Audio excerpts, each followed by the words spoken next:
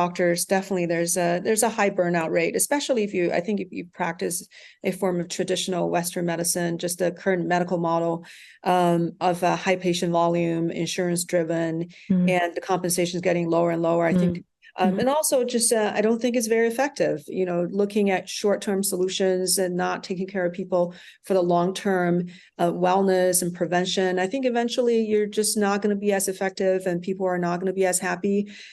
So they're just general signs of not being as effective, right? We're Right. healers and we're here to fix things and to be effective. And if you are not feeling as effective, I think definitely there's going to be more emotional, discord and burnout.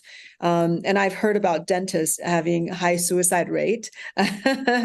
So Mm. yeah, did you get to the point of burnout? I felt like I was getting there, right? I was starting to go in that direction where I was being like short fused at the office, right? Like if my employees would say something and I didn't want to deal with it, or patients, and I would start to get impatient with my patients, right? But just feeling like the day to day, every day, doing the same thing over and over and over. And even if I went to learn new things, and I consider myself an early adapter of most new things in technology, like I'm the kind of doctor that my staff is like, Dr. Yum, another thing we have to learn. Like what new another toy this is, what else are Yeah. you bringing? Um, but even with that, I felt like I was getting tired and I started to feel like unhappy, right? I mean, I love my patients, I love them, and that's not it, but it was starting to feel like a chore.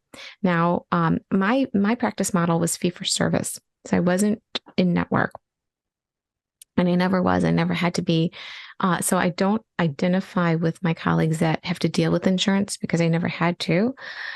But, I think that for every doctor, you have a patient relationship that is meant to be your patient. And for all the doctors listening, not everybody has to be your patient. You don't Mm-hmm. have to win everybody over. Mm-hmm. Right. And as time goes on, you learn like the young new dentist or the young new doctor wants to win everybody over. Right. But as time goes on, you'll see that not every patient is meant for you. Mm-hmm. And that's okay. And you'll see how to pick and choose your patient. And that's where I want to challenge our listeners is to get to a point where you're not bitter, but you know how to selectively choose your cases so that you feel fulfilled and the patient is fulfilled. And when you're mutually fulfilled, there's less risk of emotional burnout. You are, as a doctor, easily prone to burnout when you feel not appreciated, right? When your patients don't listen to you, when, you're not collecting the money that's due to you. You did all these services and nobody's paying. And insurance reimbursement, I don't know about medical, but in dental, a lot of them haven't increased their fees in 10 years. In fact, the dentist is paying the patient to be in the chair. I mean, how am I supposed to pay a hygienist $60 an hour if the insurance is only paying $30 for the cleaning? Mm-hmm. That makes zero sense. And so I think with all of those stressors, dentists feel upset, disgruntled, suicide. During the pandemic, there were a couple that we lost in our group. Mm-hmm. It was very upsetting. And people suffer in silence because they're too scared to talk about it, or they're too embarrassed or ashamed to talk about it. So I think that it's really important to offer, hey, a space to say, you can talk about it. It doesn't mean you're a failure. Everybody makes mistakes. And what can you do? And if you're no longer passionate about what you're doing, how do you pivot?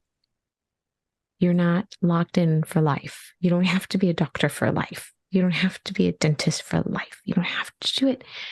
There are other things out there that you can do, even with dental background or without a dental background. But it's a better alternative than to being upset all the time. Right. How did you deal with your early stage burnout? Well, I think, for me, the Facebook community really saved me. And I looked forward to that. And when I realized that I could make this an organization and make this a business, I decided to put all my eggs in this basket. So then I said to myself, I'm going to sell my practices, or maybe just one, maybe sell one and keep one, and focus on growing this organization because it really makes me feel good that I'm helping other people. And it felt really good to be helping my colleagues and my peers. And so I said, I'm going to pivot into this. And Joy, what's really kind of funny, and maybe the listeners might think I'm crazy, I had no idea. I had no idea what it was going to become. I had no financial plan. I had nothing. Selling the practice was my financial backup plan.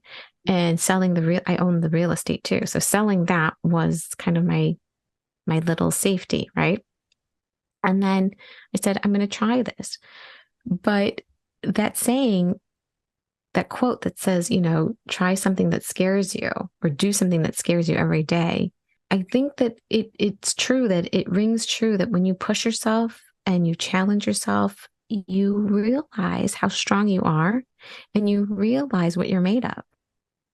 And I think that if you have the courage to do that, you will figure it out. Like you'll figure it out, whatever it takes. And my challenge to the listeners are, if you are in a place where you're feeling like you can't take this anymore, take the next step and explore what makes you happy. Because you are only responsible for your happiness. Nobody can make you happy. Not your husband, not your friends, not your children. You are responsible for your own happiness. So find something that brings you joy. Ultimately, yes, you have to, and go for it. And don't be stuck in fear. Yeah, fear is what keeps a lot of us back, keeps us stuck. It does. Paralysis by analysis. You can analyze the situation all day, every day, and you'll never get anywhere, right? Kind of like having kids. Now's not a good time. Now's not a good time. There's never a good time. So in a sense, you just followed your bliss. You followed what make you feel good. Yeah. And then you just let it unfold. You let it unfold, and you just have to trust the process and go for it. You can always go back. I mean, you have a license, you have the skill set. Just because I'm taking a clinical break doesn't mean I can't go back.